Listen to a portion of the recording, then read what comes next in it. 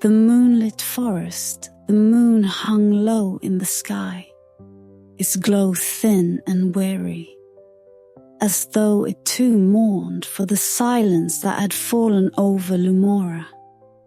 The once glorious kingdom had long since dimmed, its rivers sluggish, its forests brittle, its people mere shadows of what they had once been. The streets that should have thrummed with laughter and song lay barren, the great halls of the palace echoing with only the wind's hollow sighs. It was said that the magic of Lumora had faded like the last embers of a dying fire, swallowed by the darkness that crept ever closer. But the truth was far more elusive, buried beneath centuries of fear and forgetting. Princess Elara stood on her chamber's balcony, her gaze fixed upon the restless horizon. She had never known Lumora as it was in the old tales, had never seen its rivers gleam with silver light, or felt the warmth of enchantment stir the air. But she had heard the stories. The elders spoke of the time before the dimming, when the stars had been brighter, the wind full of whispers, the very earth thrumming with something alive and watchful. That magic, they said, had been stolen away, hidden in a place no one dared to seek. And so the world grew quiet, and the silence deepened, until even the stories themselves became little more than fading echoes. Tonight, however, something stirred in the darkness. Elara first saw them as flickering embers against the night, a gathering of fireflies, their glow impossibly bright against the heavy gloom. They moved not at random, as insects might, but with purpose, weaving intricate patterns through the air, forming shapes that vanished before she could name them. She watched, transfixed, as they pulsed in perfect rhythm, their tiny lights blinking like a silent chant. Then, all at once, they turned, drifting toward the dense line of trees beyond the palace walls, the edge of the moonlit forest, a place long forbidden. A shiver traced down her spine. That forest had not always been feared. It was said that once, long ago, it had been the heart of Lumora's magic, a place where the trees themselves whispered secrets and the very ground glowed with silver veins of power. But now it was different. The villagers avoided its borders, speaking in hushed tones of strange figures glimpsed between the trunks, of voices calling in the wind, of paths that led nowhere, and shadows that moved when they should not. No one entered, and those who did never returned. And yet, the fireflies beckoned. Elara took a step back, gripping the cold stone of the balcony. Every rational thought screamed at her to turn away, to heed the warnings passed down through generations. But deep within her, something pulled, an ache she could not name, a longing as old as the kingdom itself. She had spent her life feeling the absence of something she could not see, a hollowness she did not understand. Now, for the first time, it felt within reach. With quiet resolve, she turned from the balcony, crossing the chamber in swift, soundless steps. She pulled a cloak over her shoulders, its deep sapphire fabric blending with the shadows. Slipping past the heavy doors, she moved through the palace corridors, her heart a steady drumbeat against the silence. The guards stood at their usual posts, their gazes fixed ahead, their minds dulled by the stillness of the world. They did not see her pass. The great gates of the palace loom before her, their iron surface slick with the faint sheen of moisture, as though the very air recoiled from their touch. They should have been locked, but as she placed her hands upon the cold metal, a soft click echoed through the quiet. The fireflies swirled ahead, waiting. She stepped forward, and the gates opened without a sound. Beyond the palace walls, the land stretched into the dark. Fields, once golden now withered, rivers reduced to sluggish veins of dull water. And beyond it all, waiting like a sentinel of forgotten time, the moonlit forest rose before her, its edges shifting as though it breathed. The fireflies wove ahead, their golden glow piercing the mist that clung to the trees. Elara hesitated, but hesitation was not enough to turn her back. She took her first step forward, and the air changed. It was subtle at first, a shift in the weight of the night, the feeling of unseen eyes pressing against her skin. The trees loomed high above, their skeletal branches intertwining to obscure the sky, swallowing the frail light of the moon. The fireflies pressed deeper into the forest, and she followed, her footsteps muffled by the thick carpet of leaves beneath her feet. The silence here was different, not empty, but watchful. A whisper curled through the air, faint as the dying breath of a dream. Elara's pulse quickened, though she could not say why. The deeper she ventured, the heavier the air became, thick with something old and unspeakable. The stories of her childhood rose in her mind, half-formed warnings given in firelit chambers. The trees are not just trees. The roots remember.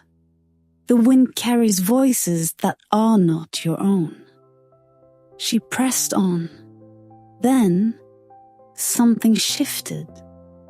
The fireflies darted suddenly ahead, their glow sharpening as they spiraled around a single point. And there, half buried beneath ivy and twisting roots, she saw it. A stone archway, taller than any man, its surface carved with symbols that pulsed faintly, as though responding to her presence. The air around it crackled, the whispering voices rising and falling in an unseen tide. Elara swallowed. This was no ordinary ruin. This was something waiting. A final glance behind her showed only the path she had taken, already swallowed by the dark. There was no turning back. She took a breath, stepping forward. And as she crossed the threshold, the world shifted. The moment Elara stepped beyond the archway, the world around her wavered, as if a reality itself hesitated, uncertain whether to let her pass. A hush fell, deeper than silence, pressing against her skin like unseen hands. The air grew thick, humming with something old and knowing. And when she turned back to glance at the path she had taken, she found it gone. The trees that had once loomed behind her had shifted, their gnarled trunks twisting together in a woven barrier of shadow and ivy. There was no way back. She exhaled slowly, forcing down the curl of unease in her stomach. The fireflies still hovered ahead, their golden glow unwavering. They were waiting. The path beneath her feet was unlike any road she had walked before. It did not wind or meander, as forest trails often did, but ran straight and sure, as though carved by unseen hands with an intention long forgotten. The earth was smooth, untouched by time, and lined on either side with stones that pulse faintly beneath the tangled roots and fallen leaves, their glow only just visible, like embers buried beneath ash. Elara moved forward, her steps careful yet sure. The deeper she ventured, the heavier the air became, not with fear, but with the weight of something vast and unseen. The forest was not lifeless, yet it did not breathe, as the forests of the world did. There were no rustling leaves, no distant cries of birds, no whisper of wind through the branches. It was still, but not empty. Then a voice, not spoken aloud, nor heard with her ears, but something that brushed against her thoughts like the edge of a dream. You should not have come. Elara froze. The fireflies did not waver, their glow steady, but the space around her darkened as if the shadows themselves had leaned closer. She turned her head slightly, listening, but the voice did not come again. Only the silence pressed against her thick as mist. She clenched her hands into fists, pushing forward. If the voice wished to frighten her, it had underestimated her resolve. The kingdom of Lemora was dying. Her kingdom. The stars had dimmed, the rivers had slowed, the people had learned to live in quiet sorrow. But she had not. She had never accepted that this was the way the world must be.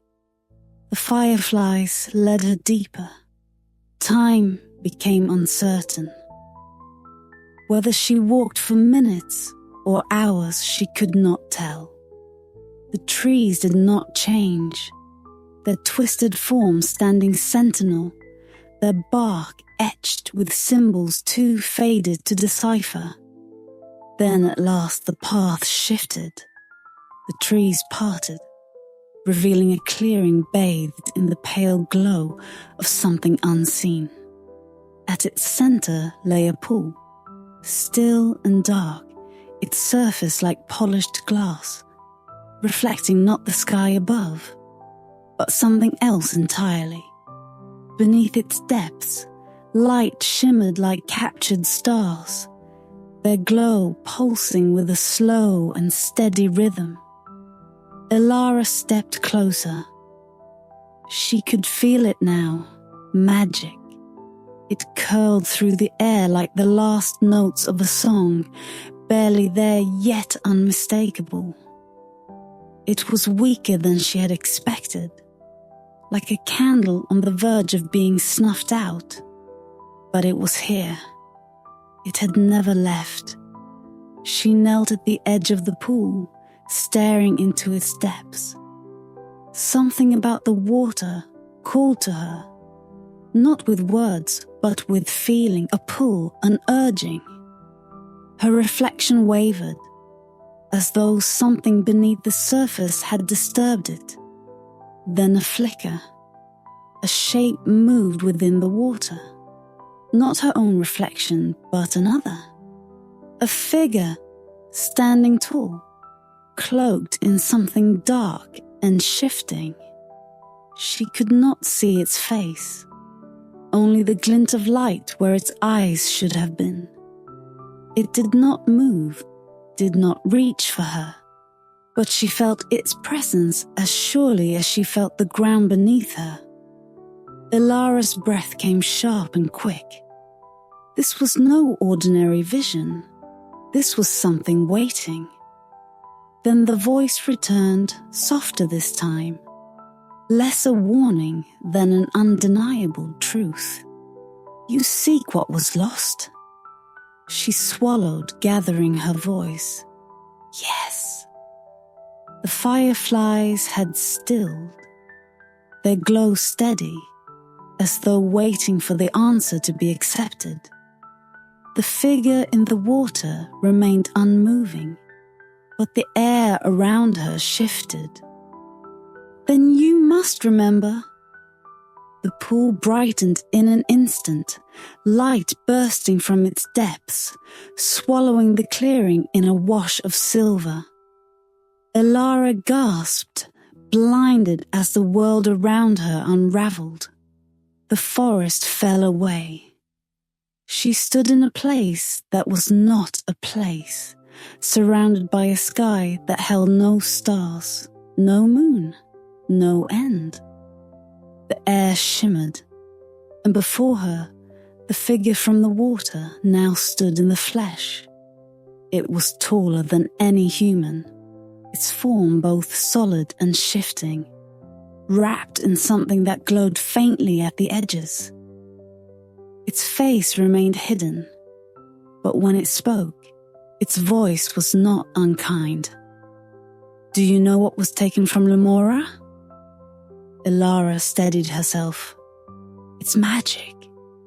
A pause, then a whisper like wind through unseen leaves. Number magic was never taken. It was given away. She frowned, her heartbeat thrumming in her ears. That's not what the stories say. The figure tilted its head, the faint glow around it pulsing in time with the stars that no longer existed. Stories are only as true as those who tell them. Ilara felt the weight of those words settle deep within her chest. Something about them felt right, even though they made no sense. The path is before you, the figure continued, its voice neither urging nor warning. But you must decide if you will walk it. Will you take back what was given? Will you bear the truth? The fireflies had returned, their golden glow swirling around her in a slow, patient dance. Ilara inhaled, steady and certain. I will. The figure did not move, did not speak, but the world around her shifted once more, and as the light swallowed everything, she felt the sensation of falling, not downward, but into something deeper, something older than the kingdom itself. When the light faded, she stood at the entrance of a ruined temple, its stone walls draped in ivy, its doors slightly ajar. And beyond those doors, something waited. The ruined temple loomed before Ilara, its massive stone doors left slightly ajar as though they had been waiting for her. The carvings upon them were worn with time, their once sharp symbols softened into obscurity. But she could feel their meaning despite their decay. This was not a place meant to be entered lightly. The air had changed. It was colder here, the kind of cold that did not come from the night, but from something deeper, something older. It did not bite at her skin or send shivers down her spine, but it settled into her bones. A quiet reminder that she had stepped beyond the boundaries of the world she knew. The fireflies still lingered around her, their golden glow casting long, flickering shadows against the temple's cracked walls. But they no longer guided her forward. They waited. Elara placed her hands upon the stone doors and pushed. The temple groaned in protest, dust spilling from unseen crevices. But the doors gave way, revealing a darkness so deep it seemed to stretch into forever. The fireflies followed her inside. Their glow swallowed almost instantly, as if the shadows themselves drank their light. She stepped forward, the sound of her footfalls muffled, absorbed by the heavy silence. Inside, the temple was vast. Stone pillars reached upward into darkness, their tops lost to the void above. The floor was lined with intricate patterns, winding symbols that pulse faintly beneath a layer of dust and forgotten time. And at the far end of the chamber, something stood waiting. A pedestal, ancient and cracked, sat at the heart of the room. Upon it lay an object, small and unassuming, yet thrumming with the weight of something immeasurable. A fragment of something lost, something stolen. A piece of the kingdom's forgotten magic. Elara took a step forward, and the shadows moved. Not with the flicker of torchlight or the sway of unseen drapery, but with intention, shifting in ways shadows should not move. They peeled from the walls, from the cracks in the stone, from the space between her breaths. They stretched and wove together, coalescing into something more than darkness. A figure emerged from the abyss. It was tall, taller than any human, its form shifting between substance and void. It had no face, no eyes, no features, but Elara felt its gaze settle upon her, pressing against her mind like the weight of a dream, too vast to fully grasp. The air around it pulsed with something unspoken, and when it spoke, the voice did not come from its form, but from everywhere at once. "Why have you come?" Elara steadied her breath. "To take back what was lost." A silence stretched between them, heavy and knowing. Then the voice returned, lower this time, edged with something unreadable. It was not lost, it was given away. The same words the figure in the water had spoken, the same truth that gnawed at the edges of everything she thought she knew. "Do you know why?" Elara's hands curled into fists. "To protect it." "To protect whom?" she faltered. The figure did not move, but the shadows around it curled, shifting in slow, deliberate motion. "You have been told that your kingdom's magic was stolen, that it faded like an ember growing cold. But the truth is simpler and far more dangerous." The air grew denser, thick with the weight of something unsaid. "Your ancestors did not lose Lumora's magic. They sealed it away." Elara's heart pounded against her ribs. "Why?" The shadows deepened, the fireflies dimming, as if the knowledge itself drained the light from the world. Because magic does not only create, it consumes. A wind, though there was no wind, swept through the chamber, rustling the dust and stirring the old symbols beneath her feet. They flickered, pulsing brighter for a moment, and then dimmed once more. "Your kingdom was never meant to fade, but its magic was never meant to be wielded so freely. It was alive, bound to the land, to its people. But power untempered becomes hunger, and hunger must always be fed. A cold dread settled in Elara's stomach. The stories had never spoken of this. The songs sung in the halls of the palace told of a golden age lost, of magic as a gift, a blessing, never a danger, never a curse. She looked to the pedestal, where the fragment of power still pulsed, waiting. If her ancestors had sealed it away, had they done so out of wisdom or fear? And if she unsealed it now, what would she awaken? The figure remained still, its form shifting like ink poured into water. You stand at the threshold of a choice. The fireflies have led you here, but they cannot decide for you. You seek to restore your kingdom, to bring back the light, but light is never without shadow.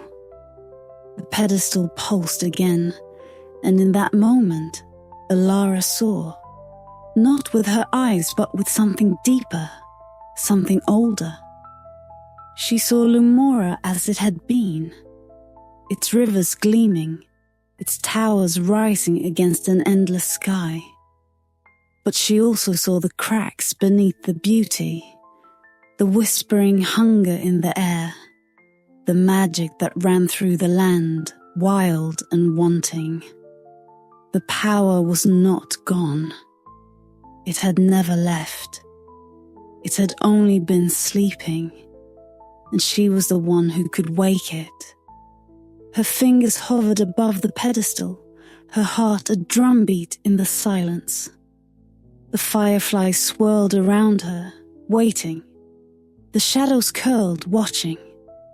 The voice of the figure, deep, vast, endless, spoke one final time.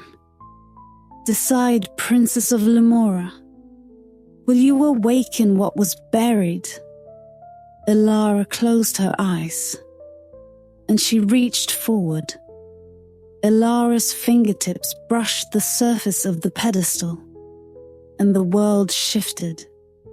The ancient stone was cold beneath her touch, yet it pulsed with something that was neither warmth nor life. Something older, deeper, something that remembered. The shadows stirred, curling around her feet like living mist, but they did not reach for her. They only watched. The silent figure remained where it stood, waiting. The fireflies, once golden and steady, flickered with uncertainty, their glow stuttering like breath, caught between fear and anticipation. Then, the fragment of magic, small, unassuming, awoke. Light burst forth from the pedestal, not bright but heavy, silver as the moon and thick as liquid. It did not spill outward, but rose, curling and twisting into intricate patterns in the air. Symbols that had not been seen for centuries formed and unraveled, shifting too quickly for the mind to grasp. The temple, the figure, the very air itself, everything held still, as the power that had been locked away for so long began to remember itself. A voice, clear and steady, broke the silence. "You have come far, Princess of Lumora." Elara turned sharply. A woman stood at the edge of the temple's light, half shadowed, half luminous. Her form was neither young nor old, neither entirely human nor something else. Her eyes were unlike any Elara had ever seen. Silver, but not like metal or stars. They were like reflections of light, mirrors of something vast and unspoken. Her cloak, woven from something that shimmered at the edges, moved as if it belonged to both the wind and the stillness of the void. Elara knew without needing to be told who she was. "You are the keeper." The woman inclined her head, stepping forward. She did not disturb the dust upon the temple floor, nor did her presence cast a shadow. She was not of this world. Not entirely. "I have been waiting." Elara's pulse quickened. Waiting for me?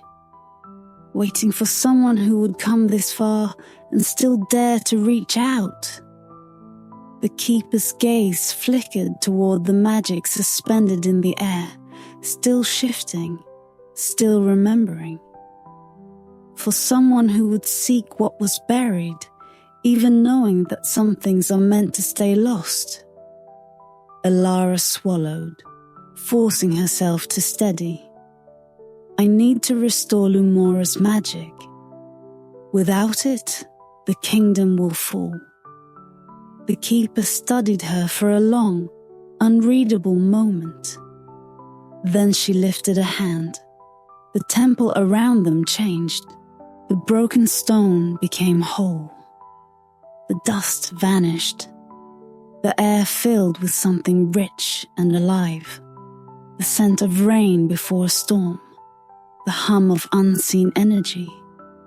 The space around them expanded, stretched, no longer bound by walls or ceilings. The fireflies, once so small, swirled upward in golden trails, rising into the vastness of the sky that had replaced the darkness above. And before Elara, the past unfolded. She saw Lumora as it had been, not as the stories told, but as it truly was. The rivers had shimmered. The stars had danced in the reflection of enchanted waters. The trees had whispered secrets in languages older than words. But beneath the beauty, beneath the glow, there was something else. A weight, a presence. The magic was not gentle. It was not a gift, freely given, nor was it a quiet force, meant only to mend and heal. It was alive, and it had grown hungry. Elara saw what the stories had never told, how the kingdom's ancestors had wielded the magic, shaped it, fed it, how they had drawn from it endlessly, asking more and more, never considering the cost. She saw the first fractures form in the land, in the sky itself, as the magic twisted beneath their hands. It had not been stolen. It had not faded. It had been hidden away before it could consume everything. The vision faded, and the temple returned to what it was, ruined, empty, silent. But Elara could still feel the echo of what she had seen, burning in the space behind her ribs. The keeper's voice was quiet but heavy with meaning. "Now you understand." Elara's breath was unsteady. They sealed it away because they had no choice. They sealed it away because they were afraid. The weight of those words settled deep within her. The fireflies had dimmed now, hovering in stillness. The magic within the pedestal remained suspended, waiting for her decision. The keeper's silver eyes watched her, neither urging nor warning. "You can wake it, if that is your choice. But know this, princess. Magic is never only light. It is not meant to be caged, nor is it meant to be wielded carelessly. If you restore it, you will not control it. You will only set it free." Elara's hands curled into fists. "Without it, Lumora will die." "Perhaps," the keeper said. Or perhaps it will learn to live without what once chained it to power. The words unsettled her, but she could not turn away now. She had followed the fireflies. She had stepped into the forgotten path. She had stood before the veil of shadows. And now, she stood before the choice that would decide everything. The magic pulsed before her, silver and shifting, patient. The weight of the kingdom, the weight of history, the weight of all that had come before her. It pressed upon her shoulders, demanding an answer. The keeper watched in silence. Elara exhaled, steady and sure, and she reached into the light. Elara's fingers closed around the fragment of magic, and the world broke open. A soundless force rippled outward, bending space, shattering the air itself like glass struck by a hammer. The temple trembled, its stones groaning as if they remembered what had been sealed away. The fireflies scattered, their golden light drawn into the swirling storm of silver that now poured from the pedestal. Unfurling like threads unspooled from the fabric of time.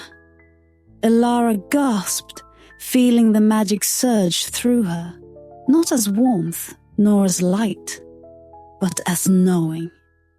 It was not simply power, it was memory, it was hunger, it was the breath of the kingdom itself. She staggered, her vision swimming with images not her own. Rivers, once bright with enchantment. Forests that whispered songs to the wind, the stars bending low to listen to the pulse of the land.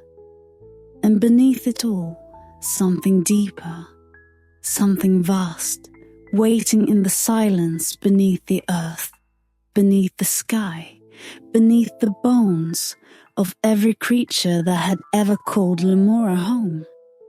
The keeper stood motionless, her silver eyes watching. There was no triumph in her gaze, no warning. Only patience, as if this moment had always been inevitable. "Now, Princess of Lemora," she said softly, "you must decide what to do with what you have taken." Elara barely heard her. The magic saw her now, fully, the way a storm sees the sky it will consume. It pressed against her skin, against her mind, testing, searching. It was alive. It had always been alive. It had not been waiting for a ruler. It had been waiting for release. A whisper curled around her mind, neither word nor sound, but something ancient, something that had slept for too long. "We remember," she gasped as the temple around her blurred. The world peeled away, dissolving into ribbons of color and shadow. She was no longer standing in the ruins. She was nowhere and everywhere. A space without walls, without edges. A realm woven from light and breath. The very heart of magic itself. And something else was here with her. It did not have form, not truly. It moved like liquid shadow and molten silver, its shape constantly shifting, not bound by a body, not bound by anything at all. It was magic itself, the force that had once flowed through Lemora, the power that had been caged, the pulse that had been buried. And now it was awake. Elara did not speak. She did not need to. The presence felt her, the way the tide feels the moon, the way fire feels the breath of the wind, and she felt it in return. not as something separate, but as something woven into her, into the blood in her veins, into the bones beneath her skin. She had not simply taken the magic from its prison, she had become part of it. And it was hungry. Elara clenched her teeth, bracing herself against the tide of want that pressed against her mind.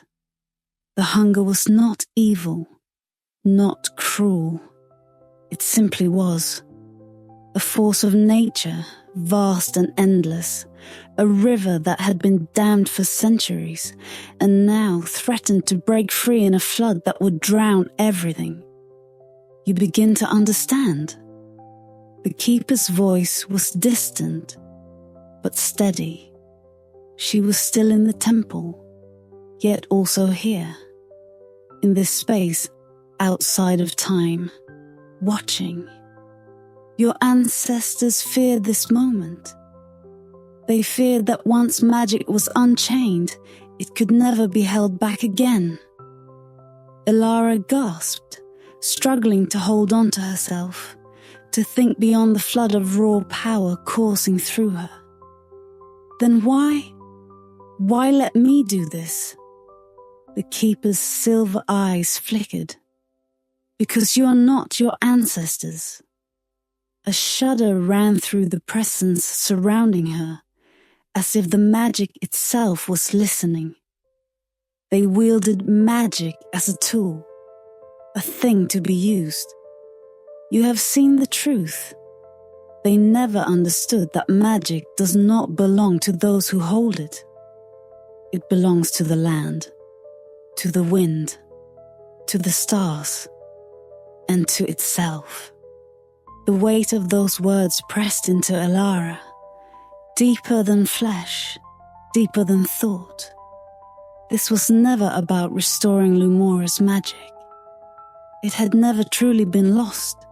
It had been trapped. And now she had freed it. Her breath came fast and uneven. The kingdom, her people, what would happen to them if the magic unleashed itself fully? Would Lumora flourish once more? Or would it be consumed by the very power it had once thrived upon? The shifting presence around her pulsed, waiting. It did not demand. It did not command. It simply existed. She had the choice. Elara closed her eyes. Then, with every ounce of will she possessed, she reached into the magic, not as a ruler seeking to command, but as something smaller, something greater. A voice, a bridge, a single thread in the vast tapestry of Lumora itself. Not as it was, she whispered, but as it should be. The response was immediate. The magic did not fight her. It did not resist. Instead it shifted, recognizing, understanding. The hunger did not fade, but it changed. No longer a storm seeking to consume, but a river learning to flow once more. Light exploded outward. Elara gasped as the world returned, the temple solidifying around her once more. The air was thick with shimmering energy. The dust that had once covered the floor, now glowing, alive. The fireflies burned like stars, swirling upward in exultation. And outside, beyond the temple walls, beyond the forest, Lumora awoke. The rivers surged, silver light dancing upon their surfaces. The barren fields trembled as new growth burst from the soil. The air hummed, thick with the scent of rain and earth, as the sky itself brightened. The stars flickered, as if stretching from a long slumber. And in the heart of it all, Elara stood, breathless, her hands still glowing with the remnants of what she had done. The keeper watched her, a slow nod of approval in her silver eyes. It is done. Elara exhaled. No, she thought. It is only beginning, only beginning, only beginning, only beginning, only beginning, only